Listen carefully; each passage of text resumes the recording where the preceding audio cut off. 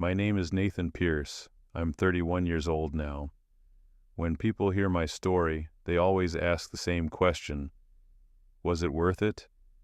I never answer directly, because the truth is complicated. What I did took 7 years. 7 years of planning, 7 years of waiting, 7 years of becoming someone else entirely, so that when the moment finally came, no one would see it coming. And when it came, it destroyed everything. Not just for them, for everyone. But I'm getting ahead of myself. Let me take you back to where it started, to the moment my entire life collapsed in front of 300 people. It was May 14th, 2015. The Columbia University auditorium was packed. Parents in the front. Rows, cameras ready. Students filling the middle sections, some bored, some anxious. Faculty seated stage left, wearing their ceremonial robes like armor. I was 26 years old, doctoral candidate in molecular biology, 4 years into my PhD, 6 months away from defending my dissertation. My research was groundbreaking, not good, not promising, groundbreaking. I had discovered a novel protein interaction that could revolutionize cancer treatment. Preliminary results showed tumor reduction of up to 73% in lab models. The implications were staggering. This wasn't incremental progress. This was a fundamental shift in how we understood apoptotic pathways in cancer cells. I had job offers waiting. MIT, Stanford, Johns Hopkins, research positions that would have set me up for life. Labs with unlimited funding, teams of brilliant minds, the chance to turn preliminary results into actual treatments that could save lives. My advisor, Dr. Miranda Shaw, told me I was the most talented student she'd supervised in 23 years. She said it often, in meetings, in emails, in recommendation letters that opened every door I approached. I believed her completely. That morning, I was scheduled to present my findings at the university's annual research symposium. The symposium was a big deal. Alumni attended, donors, industry representatives, journal editors. It was where careers were launched, where connections were made, where the university showcased its best and brightest. I had been selected as one of 3 doctoral candidates to present, an honor, a recognition, a sign that my work mattered. It was supposed to be a formality, a celebration. Instead, it became a public execution. I stood at the podium, clicker in hand, first slide illuminated on the massive screen behind me. Novel protein interactions in apoptotic pathways, implications for targeted cancer therapy. My name beneath it. 4 years of work beneath that. Every late night, every failed experiment, every breakthrough, every sacrifice. All of it distilled into 45 slides and a 20-minute presentation. I began speaking, confident, clear. I had rehearsed this presentation 40 times. I knew every word, every transition, every potential question. My voice was steady. My hands weren't shaking. I was in control.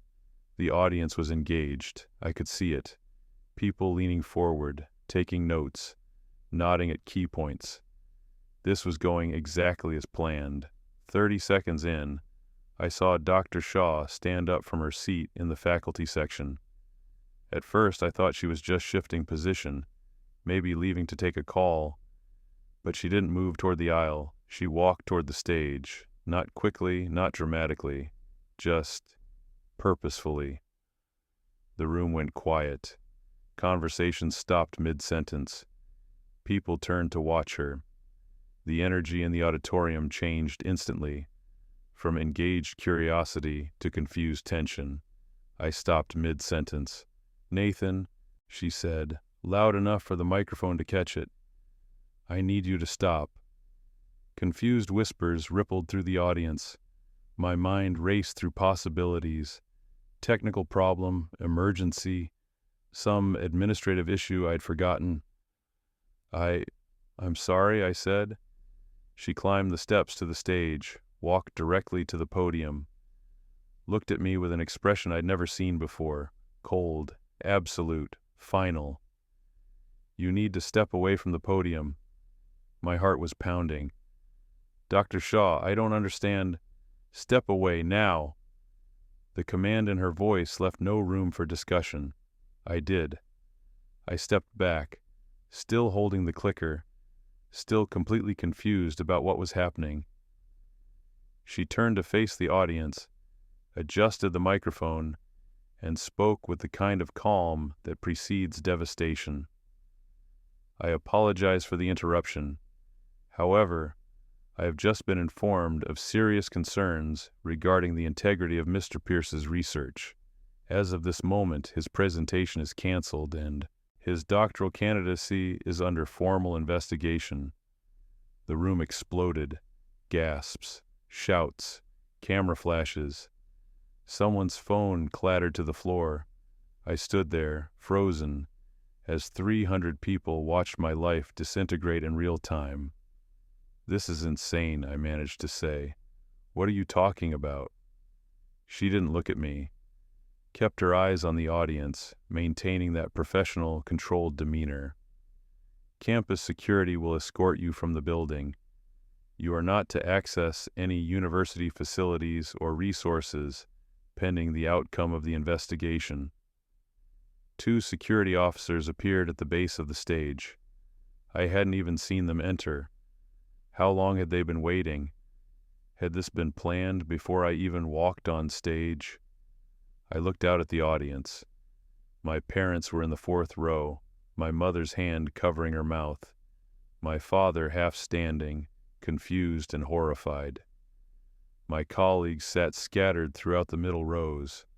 Some looked shocked, others looked away. A few had expressions I couldn't quite read, like they'd suspected something, like this confirmed doubts they'd already been harboring.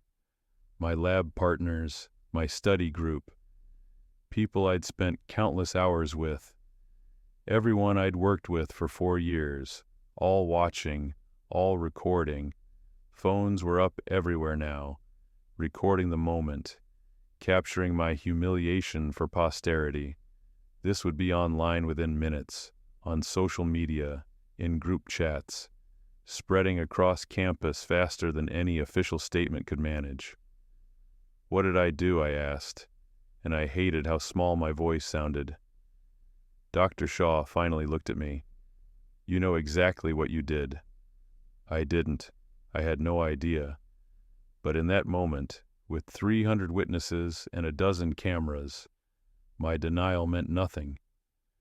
The security officers escorted me out through a side door.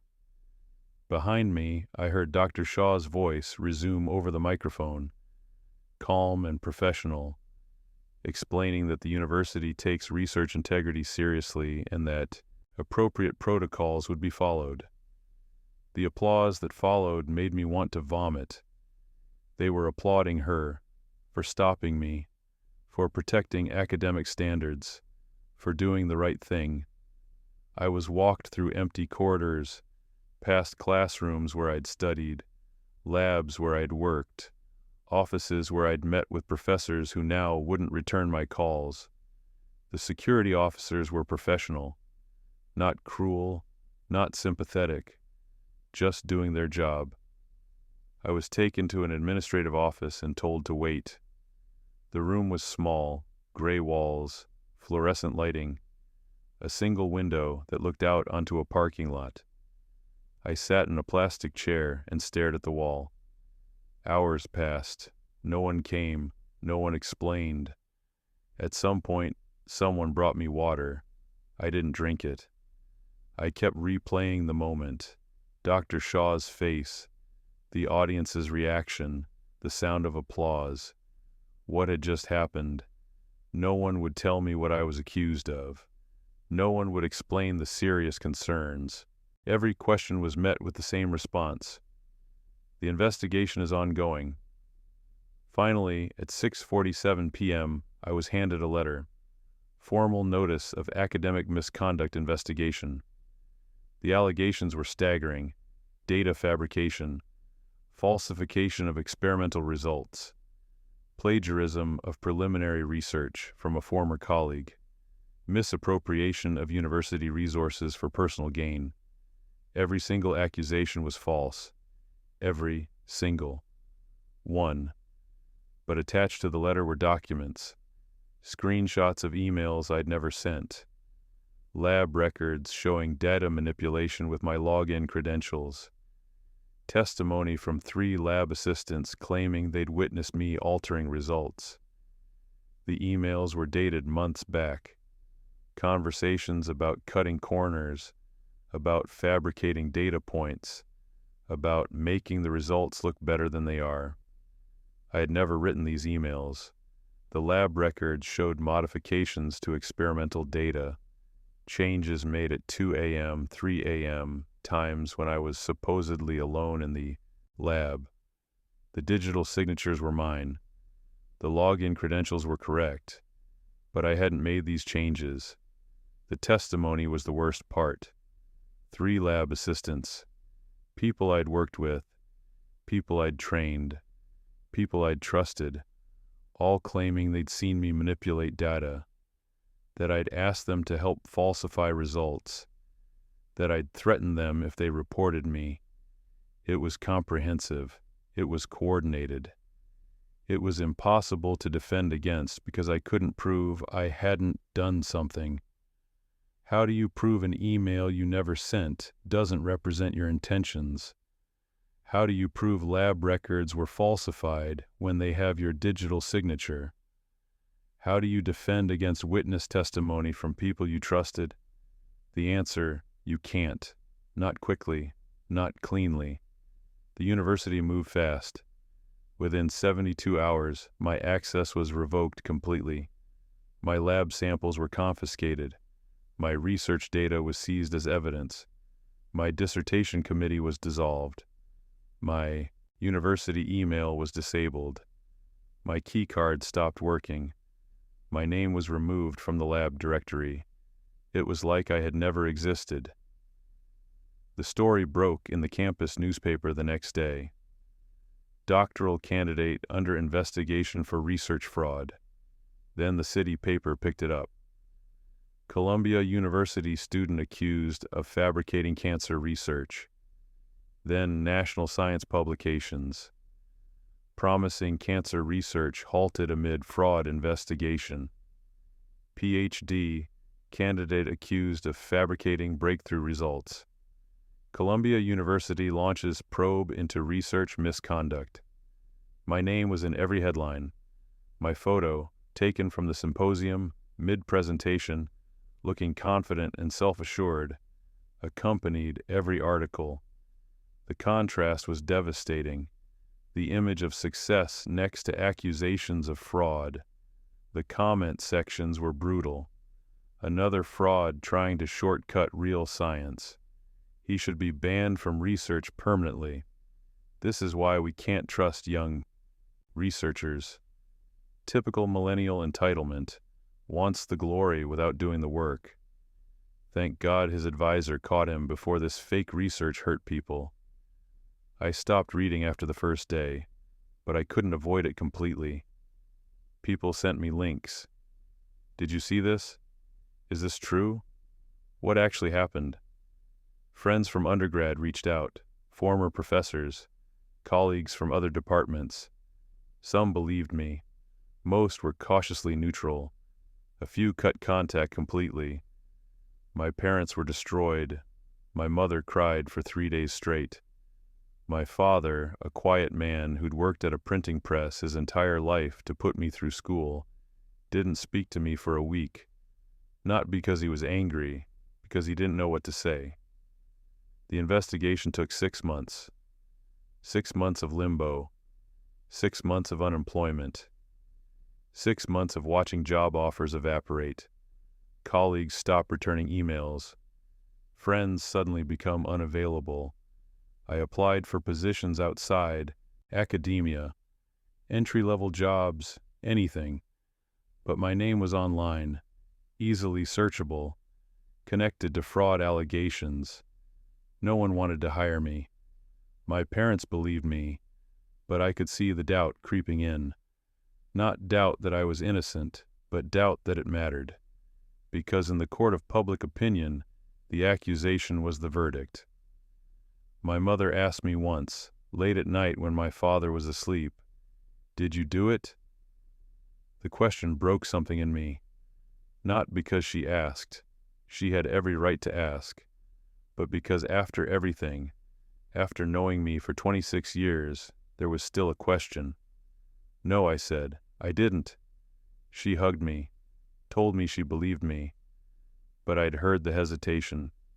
The final report came in November, 6 months after my public humiliation. The university found substantial evidence of misconduct.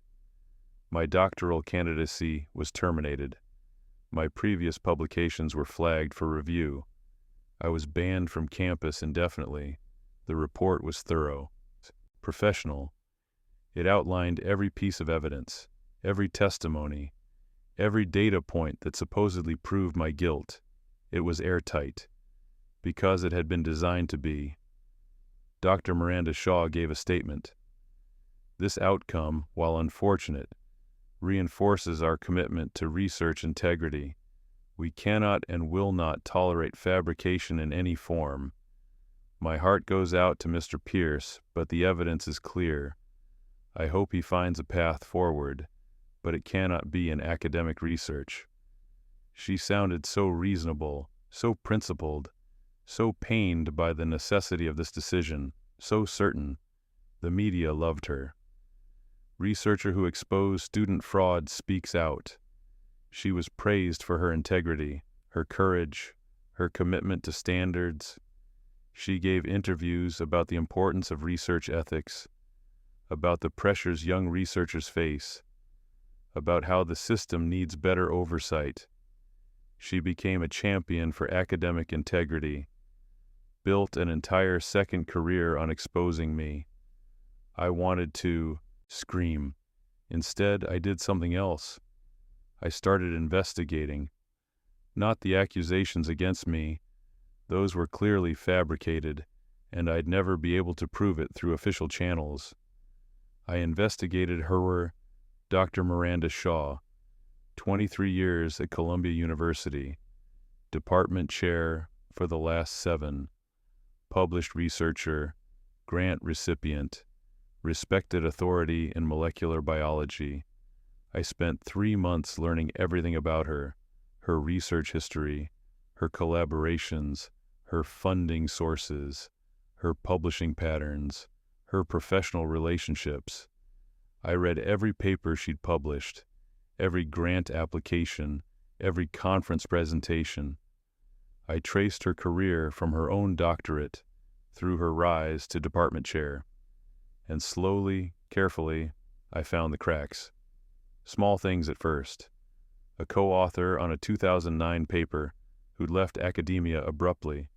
No forwarding information, no subsequent publications, just gone. A graduate student who'd transferred universities, mid-program with no explanation. A promising researcher who suddenly switched fields entirely. A research partnership that dissolved suddenly despite promising preliminary results. The collaborator stopped responding to inquiries about what happened. I reached out to these people. Most didn't respond. Some told me to leave them alone. One person's email bounced back, account deleted. But 3 of them talked, and what they told me changed everything. The first was Dr. Leonard Grant, the co-author who disappeared in 2009. He was working at a biotech firm in San Diego now. Seemed happy. But when I mentioned Miranda Shaw, his voice changed. "I wondered when someone would finally ask about her," he said. He told me about a joint research project they'd worked on. Promising results. Potential breakthrough in protein synthesis. 3 weeks before publication, she'd accused him of fabricating data, brought forward evidence, emails, lab records, witness testimony, the exact same pattern. He'd fought it, lost, left academia entirely. The research was published 6 months later, under her name alone. I tried to warn people, he said, but who's going to believe a disgraced researcher over a department chair? The second was Maria Chen, the graduate student who'd transferred. She was teaching high school biology in Portland now, a brilliant mind working far below her potential. She cried when I called her. I thought I was crazy, she kept saying. I thought I'd imagined it. She described the same pattern: supportive advisor, promising research, sudden accusations, evidence that appeared overnight. She hadn't fought it, just left, changed schools, changed fields, tried to forget, but she'd never published her dissertation research. Dr. Shaw had, 2 years later, under her own name. The third was Dr. Angela Morrison, the research partner whose collaboration dissolved. She was at a small teaching college in Vermont now, far from the research institution she'd been at. I knew something was wrong, she said, but I couldn't prove it. She was too careful. They'd been collaborating on cellular metabolism research. Angela had done most of the experimental work. Miranda had provided theoretical framework. When the results came in, groundbreaking results, Miranda had started acting strange, possessive, secretive. Then Angela had been accused of violating collaborative agreements, stealing Miranda's ideas, misrepresenting joint work as her own. It hadn't gone to formal investigation. Miranda had been generous, allowed Angela to walk away quietly if she signed an NDA, and relinquished all claims to the research. Angela had signed. She'd been young, scared, convinced she couldn't win. The research was published a year later, under Miranda's name. No mention of Angela at all. 3 people, 3 patterns, identical to mine. I kept digging, found 2 more. Dr. Diana Patel, now working at a pharmaceutical company in Singapore. Her doctoral research on enzyme inhibitors had been stolen in 2011. Kevin Barnes, who'd left academia entirely after being accused of plagiarism in 2013. His work on cellular signaling pathways had formed the basis for 3 of Dr. Shaw's subsequent publications. 5 victims before me, 15 years of this pattern. Dr. Miranda Shaw had done this before, not once, not twice, 5 times. She was a predator, and she'd perfected her method. Identify a talented student with promising research, support them publicly, build their confidence, establish herself as their mentor, their champion, wait until their work approached a breakthrough, until all the hard work was done, until publication was imminent, then systematically destroy them and claim the research for herself. She was brilliant at it. She never fabricated accusations from scratch. She planted evidence carefully over months. Fake emails using compromised accounts.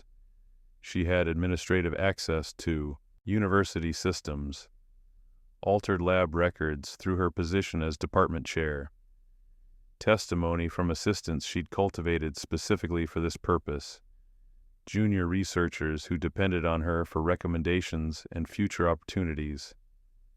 By the time the accusation was made public, the case was already airtight. And because she was the advisor, the department chair, the respected authority with 23 years of reputation, no one questioned her. Why would they?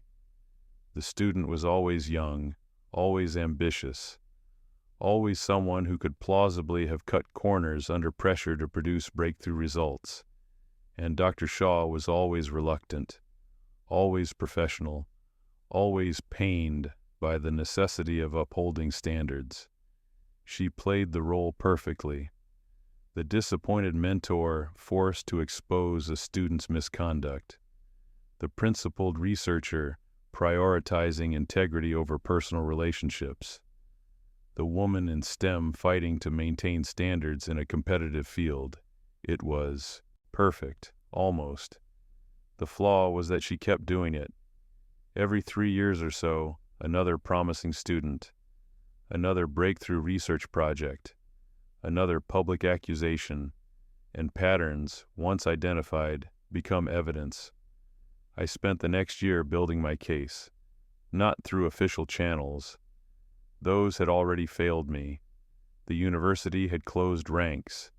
The investigation was sealed. My reputation was destroyed. Going back to them would accomplish nothing. I needed something different.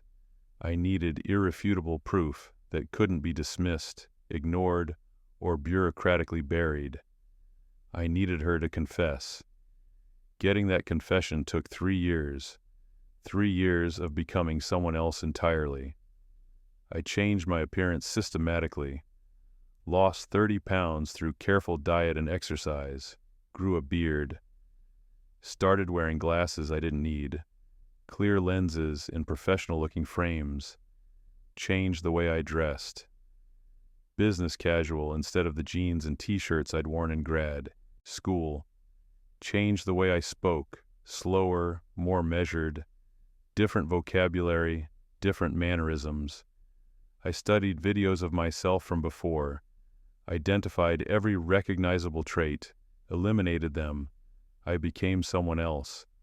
I enrolled in a different university under a different program.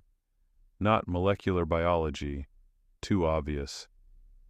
I chose bioinformatics, adjacent enough to be relevant, but distant enough to avoid suspicion. A field where computational skills mattered more than lab work. A field where I could build a credible identity without crossing paths with people who might recognize me. I published under a pseudonym.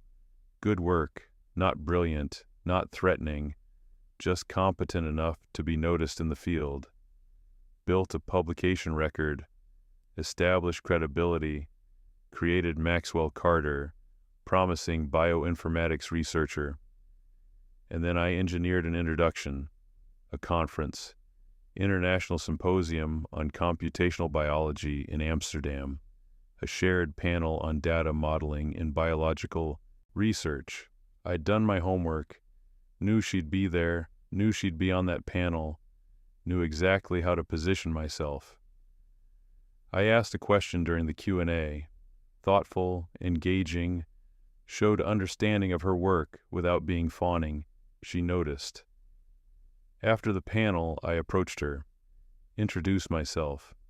Maxwell Carter, working on computational approaches to protein interaction modeling.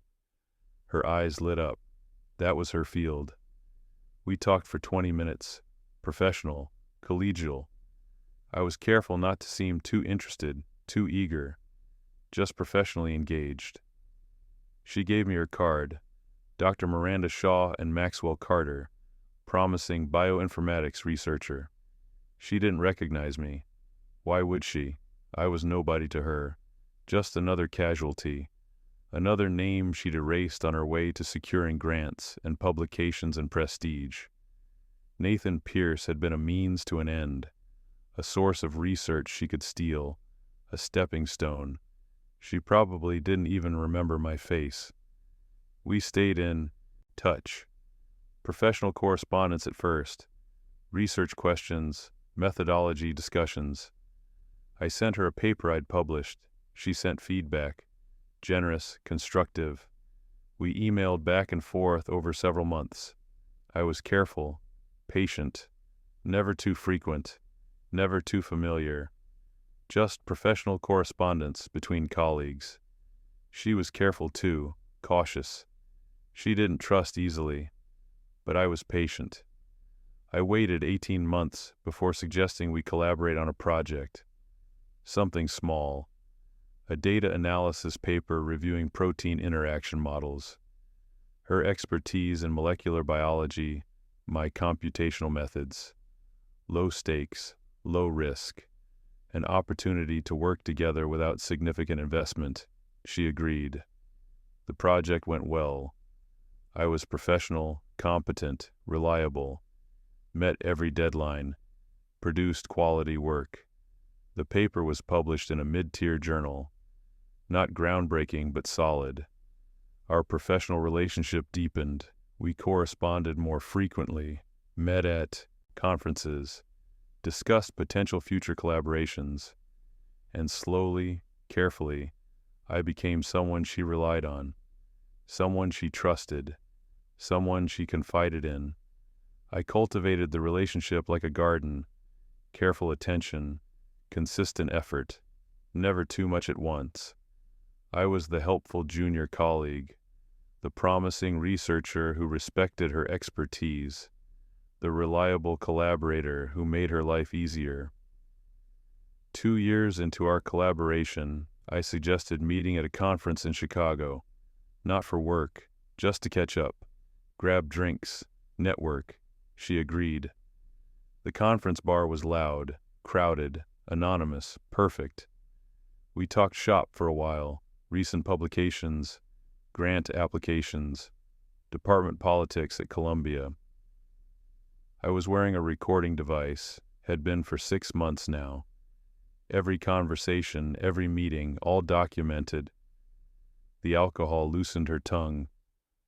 "You know what I appreciate about you, Maxwell," she said, her third glass of wine in hand. "What's that?" "You understand how this world works. You're strategic. A lot of young researchers, they're naive. Think hard work and good results are enough." I nodded, encouraging her to continue. "They don't understand that you have to be strategic in academia. Especially as a woman in STEM, the system doesn't reward nice, it rewards results." "Results matter," I agreed. "Exactly. And sometimes you have to protect your research from people who would steal it." My heart was pounding, but I kept my voice neutral. "Students?" She smiled, not warmly. Something darker flickered behind her eyes. "Students can be opportunistic. They'll take your ideas, your guidance, your resources, and claim it all as their own. Present it as if they did everything, as if you weren't the one who made it all possible. That must be frustrating. It's theft. That's what it is. Intellectual theft. And you have to protect yourself. How do you do that?" She leaned closer. The noise of the bar gave her a sense of privacy, safety. "You make sure their version of events doesn't get heard. You control the narrative before they even realize there is one." My hands were shaking under the table. I hid them on my lap. "That sounds difficult." "It's necessary." She took another sip of wine. "The first time is hard. You second-guess yourself. Wonder if you're doing the right thing. But you push through because you know the research is more important than one person's feelings." "The first time?" "I've had to do it 5 times now. Each time it got easier. You learn the patterns, what evidence you need, how to present it, how to make it airtight so there's no room for doubt. 5 times. She just confirmed everything. I was recording, audio and video, hidden camera in my glasses, backup audio recorder in my jacket, time-stamped, encrypted, backed up in 3 separate cloud locations the moment I got back to my hotel. But a confession alone wouldn't be enough. I needed corroboration. I needed the previous victims willing to go public. I needed documentation that would force the university to act. That took another year. I contacted every person who'd been destroyed by Dr. Shaw. I was careful. Used encrypted communication. Met in person when possible. I shared my recordings, explained my plan. Most were too damaged to help, too afraid, too broken by what had happened to them. Leonard Grant was working in industry, had rebuilt his life, didn't want to risk it by reopening old wounds. Maria Chen was terrified. She destroyed me once. I can't go through that again. Angela Morrison was bound by an NDA, legal consequences if she spoke, but two agreed to go public. Dr. Diana Patel, now working at a pharmaceutical company in Singapore. Her doctoral research on enzyme inhibitors had been stolen in 2011. She'd been accused of falsifying data 3 weeks before her defense. The accusations came from nowhere. Evidence appeared overnight. Emails she'd never sent, lab records altered, testimony from assistants who claimed they'd witnessed her fabricating results. Her career in academia ended before it began. She'd spent 8 years rebuilding her life in industry. The pharmaceutical company appreciated her skills, paid well, but it wasn't the research position she dreamed of, wasn't the career she'd worked for. The bitterness never left. When I contacted her, she cried for 20 minutes before she could speak. I thought I was the only one, she kept saying. I thought it was just me, that I'd done something wrong, that I'd somehow deserved it. I sent her the recordings. She listened to them 3 times. I want in, she said finally. Whatever you're planning, I want to help. Kevin Barnes had left academia entirely after being accused of plagiarism in 2013. His work on cellular signaling pathways had been revolutionary. Elegant experiments, clear results, breakthrough implications. 3 weeks before publication, Dr. Shaw had accused him of plagiarizing preliminary work from another researcher. The evidence was comprehensive. Emails discussing stolen ideas, draft manuscripts that supposedly proved he'd copied from unpublished work. All fabricated. He'd fought it, spent 2 years fighting, lost everything in the process, his savings, his relationship, his mental health. When the case was finally dismissed, not because he was cleared, but because the evidence was deemed insufficient after his resources ran out. He was 39 years old, with no career and no prospects. He was working construction now, 41 years old, hands calloused from manual labor instead of pipetting solutions. A brilliant mind wasted because one person decided his research was worth more than his future. When I showed him the recordings, he didn't cry. He just stared at the screen for a long time. Then he said, "I want to watch her burn." Together, the 3 of us compiled everything. Recordings of Shaw's confession, timeline analysis showing the pattern of accusations every 3 years, publication records showing how Dr. Shaw's research always mysteriously advanced after a student's termination, financial records showing grant money allocated to terminated projects that somehow continued producing results under her name alone, patent applications filed suspiciously close to student dismissals, conference presentations using data from failed dissertations, citations that appeared in her work months before the students who generated that data were accused of fraud. We traced every single research project she'd published in 15 years, matched them against timelines of student terminations. The correlation was undeniable. Diana worked the molecular biology angle. She understood the research, could explain how the work that appeared under Shaw's name was actually the student's work, could identify the fingerprints of individual researchers in methodology and approach.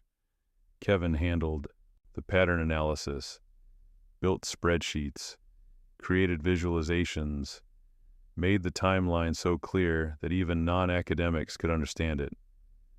I coordinated everything, compiled documentation, managed encrypted communications, built the comprehensive case. We worked for 8 months. The case was devastating.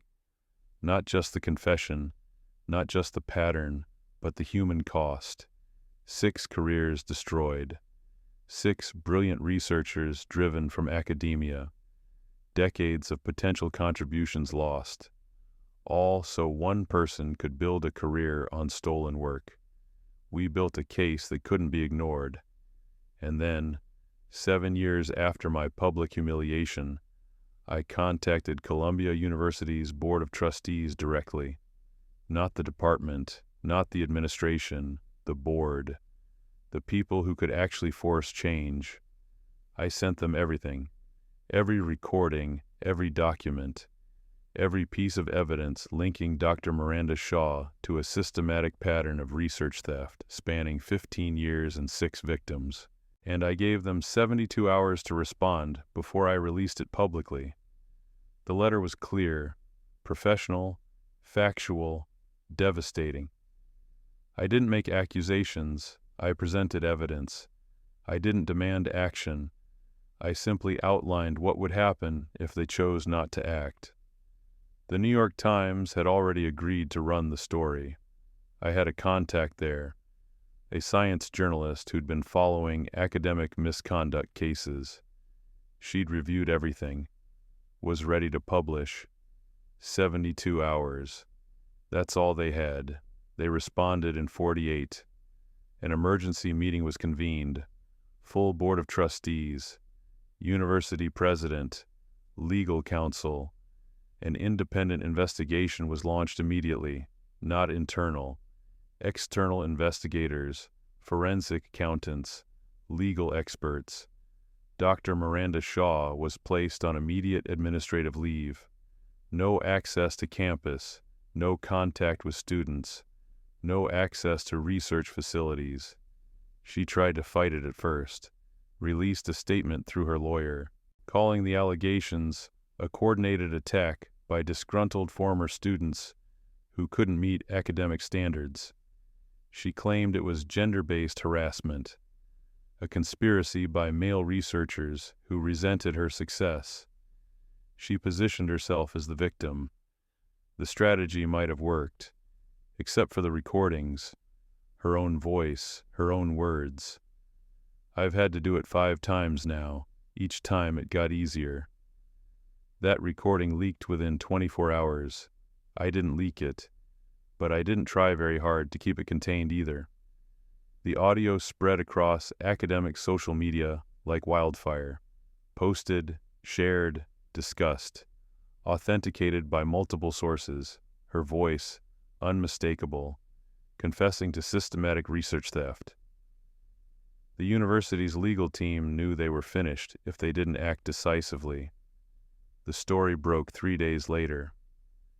Not in the campus newspaper this time, in the New York Times, front page of the science section. Renowned researcher accused of systematic academic fraud. Columbia University faces scandal over repeated student misconduct claims. 7-year investigation reveals pattern of research theft. The article was comprehensive. It outlined every case, every victim, every piece of evidence. It included the recordings, quotes from Diana and Kevin, timeline visualizations. My name was in the article, but this time I was the victim, the whistleblower, the one who'd spent 7 years methodically dismantling a predator, the one who'd sacrificed everything to expose the truth. The comment sections exploded, but this time the comments were different. This is why we need to believe students. How did this go on for 15 years? She should be criminally charged. Every university needs to investigate their star researchers now. The system that protected her needs to be dismantled. The media frenzy was immediate and brutal. Other news organizations picked up the story. NPR, The Washington Post, Science, Magazine, Nature. Dr. Shaw's face was everywhere. Her professional photo, the one where she looked distinguished and accomplished, was plastered across news sites with headlines about fraud and theft and betrayal. The contrast was devastating. The respected researcher revealed as a predator. Television news covered it. Morning shows, cable news, academic programs. Everyone wanted the story. The Columbia University president gave a statement. "We are deeply disturbed by these allegations and committed to a thorough investigation. We have failed these students, and we will take whatever steps necessary to ensure this never happens again." Too little, too late, but at least they were saying it. Former colleagues of Dr. Shaw issued statements distancing themselves from her. "I had no idea. This is shocking. We must support the victims." People who'd worked with her for years suddenly claimed they'd suspected something was wrong. Graduate students she currently advised transferred immediately, requested new advisors. Some left the university entirely. Her husband, a quiet man I'd seen in photos but never met, filed for divorce within a week. The personal cost mounted quickly, but so did the professional destruction. The university moved fast. Dr. Shaw was terminated within 10 days of the story breaking. Not placed on leave, terminated. Her publications were retracted, every single one that showed evidence of using stolen research. Journals scrambled to issue retractions. Her grants were frozen. Funding organizations demanded investigations. Professional organizations revoked her memberships. The American Association for the Advancement of Science, the National Academy of Sciences. Awards were rescinded, honorary degrees revoked. Her professional reputation, 23 years of carefully constructed prestige, was annihilated overnight. Everything she'd built was gone. The university offered restitution to every victim. Full reinstatement, degree completion, formal apologies, financial compensation for lost wages and career damage. Diana Patel declined the reinstatement. She'd built a new life in Singapore, had a good job, a partner, stability. "I don't want to go back," she told me. "That part of my life is over, but I'm glad it's finally acknowledged." She accepted the financial compensation, used it to start a scholarship fund for students who'd faced academic misconduct accusations, something to help others who found themselves in similar positions. Kevin Barnes accepted the reinstatement. He completed his doctorate at 41 years old, 15 years after he should have. I attended his defense via video call, watched him present his research, finally, publicly, under his own name. The research that should have been published in 2013, updated, expanded, still relevant. He cried during the acknowledgments, thanked his family for standing by him, thanked Diana and me for making this possible, thanked himself for not giving up entirely. I cried watching him, because it wasn't just his victory, it was all of ours. I was offered full reinstatement too. Columbia University offered me everything: new advisor, full funding, lab access, whatever I needed to complete my PhD, a public apology from the president himself, financial compensation for 7 years of lost income. They wanted to make it right. They wanted the story to have a happy ending. Student vindicated. Returns to complete groundbreaking research. Justice served. I declined the degree. The decision surprised everyone. My parents didn't understand. After everything you're not going to finish, Diana was confused. This is what we fought for. Kevin thought I was making a mistake. Don't let her take this from you too. But they didn't understand. It wasn't about her anymore. By then, I understood something crucial. My research was gone, truly gone. The lab samples had degraded. 7 years in storage. Proteins denatured. Cell lines contaminated. The data was 7 years old. The field had moved on. New discoveries had built on work that should have been mine, but never was. Other researchers had explored similar pathways, published results, moved the field forward. I couldn't pick up where I left off. The landscape had changed, and more than that, I had changed. I wasn't the same person who'd stood at that podium 7 years ago. That person believed in the system, trusted mentors, thought excellence and hard work were enough. That person was naive. He died on a stage in May 2015, in front of 300 people, destroyed by someone he trusted completely. What was left was someone harder, someone who understood that institutions protect themselves first, truth second, and individuals almost never. I couldn't go back to being that person, and I couldn't pretend the last 7 years hadn't happened. So I declined, politely, firmly. I accepted the financial compensation, used it to pay off student loans that had been accruing interest for 7 years, used it to help Kevin with his expenses during his final year, used some to hire a lawyer who helped 2 other former Shaw students navigate their reinstatement processes, but I didn't go back, because I couldn't be that person anymore. Dr. Miranda Shaw never responded to press inquiries. Her lawyer issued a single statement denying all allegations, then silence. She disappeared from public life entirely, deleted her social media, stopped answering emails, vanished. Last I heard, she was living in Arizona under her maiden name, working as a medical transcriptionist, entering patient notes for $18 an hour, a far cry from department chair at Columbia University. Her career, built on the stolen work of students she'd systematically destroyed, was erased. The patents filed in her name were being legally challenged. The publications retracted, the grants returned. Everything she'd built was dismantled piece by piece, just as she'd dismantled us. But here's what keeps me awake at night. The 7 years I spent getting justice were 7 years I didn't spend doing research. 7 years I didn't spend building a career. 7 years I didn't spend living a normal life. I got my revenge. I exposed the truth. I protected future students from suffering what I suffered.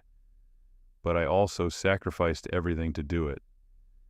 So when people ask if it was worth it, I don't know how to answer. Because the truth is, I won and I lost. She's destroyed, but so am I. Just in a different way. She lost her career, her reputation, her marriage, her future. I lost the person I was supposed to become. We both paid. The difference is, she deserved it. I'm 31 now. I work as a research compliance officer at a small biotech firm in Seattle. I make sure people follow the rules. I check documentation. I prevent fraud. I investigate allegations with actual thoroughness, not predetermined outcomes. It's meaningful work. I'm good at it. But it's not the work I dreamed of doing. Sometimes I wonder who I would have become if that day in the auditorium had never happened. If Dr. Shaw had chosen someone else. If I had finished my doctorate at 27 instead of never. If my research had actually saved lives instead of becoming evidence in an investigation. If the protein interaction I discovered had made it to clinical trials. If those cancer patients in the statistics had been real people I could have helped, I'll never know. The research that could have been mine was eventually completed by someone else. A team at Johns Hopkins. They published in 2019. The treatment is in phase 2 clinical trials now, showing promise, helping people. I read the paper when it came out. They cited some of Dr. Shaw's early work that was actually mine, stolen and published under her name before the scandal broke. My contribution exists as a ghost citation in someone else's bibliography. That's what's left of 4 years of my life, a footnote, unattributed, invisible. But I do know this. Somewhere, There's a graduate student who won't be destroyed the way I was, who won't lose 7 years, who won't have to choose between justice and their future, because I chose for them. Diana Patel's scholarship fund has helped 12 students so far, students who faced misconduct allegations, who needed legal help, who needed someone to believe them. Kevin Barnes teaches now at a small college in Oregon. He tells his students about what happened to him, warns them about the signs, teaches them to document everything, to protect themselves, to recognize when a mentor crosses the line from supportive to possessive. 3 universities have implemented new protections for graduate students because of our case. Independent oversight for misconduct investigations. Student advocates present during all proceedings. Mandatory recording of disciplinary meetings. Anonymous reporting systems for advisor abuse. Limits on advisor control over student research. External review of all research misconduct allegations. Small changes, not nearly enough. The system is still broken in fundamental ways, but more than existed before, and that matters, because the next Nathan Pierce might have a chance, might be believed, might not lose everything. That's the legacy, not the cancer research that never happened, but the students who won't be destroyed. So when people ask if it was worth it, I still don't know how to answer, because the question itself is impossible. Worth it compared to what? Compared to letting her continue? Absolutely worth it.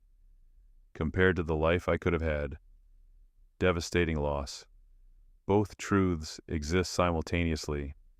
I saved others by sacrificing myself, and I'm still learning to live with that. The rain is falling in Seattle tonight. I can hear it against my apartment window. Steady, patient, relentless. The kind of rain that doesn't stop, it just continues. Like memory, like consequence, like the cost of choices made 7 years ago that still echo in every decision I make today. Tomorrow I'll go to work, I'll review protocols, I'll investigate compliance issues, I'll make sure the rules are followed, and I'll remember why that matters. Not because rules are perfect, but because without them, people like Miranda Shaw face no resistance at all. That's what I do now. I am the resistance, small, quiet, persistent. Not the hero of this story, just the one who survived it, and made sure the next person might too. That's all. That's enough. That has to be enough, because it's all I have left. My name is Nathan Pierce. I was supposed to cure cancer. Instead, I exposed a predator. Both mattered.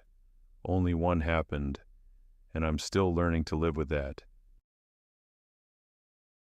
Stories like this happen more often than we think. Subscribe if you want to hear the ones that usually stay unspoken. And if this story made you pause, a like helps the channel grow.